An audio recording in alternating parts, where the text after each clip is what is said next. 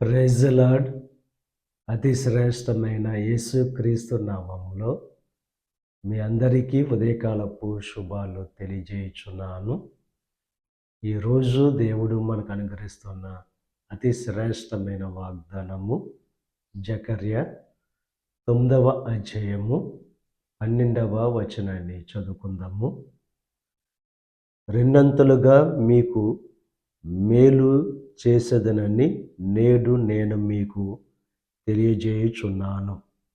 ఈరోజు దేవుడు అతి శ్రేష్టమైన వాగ్దానం మనకు అనుగ్రహిస్తున్నారు. రెండంతలుగా మేలు కలుగు చేస్తానని చెప్పి వాగ్దానం చేస్తున్నారు. దేవునిలో ఎప్పుడైతే మనం ఉంటామో బహుగా ఫలిస్తాం. ఆయనతో లేకుండా మన జీవితంలో ఏది కూడా సాధించలేం.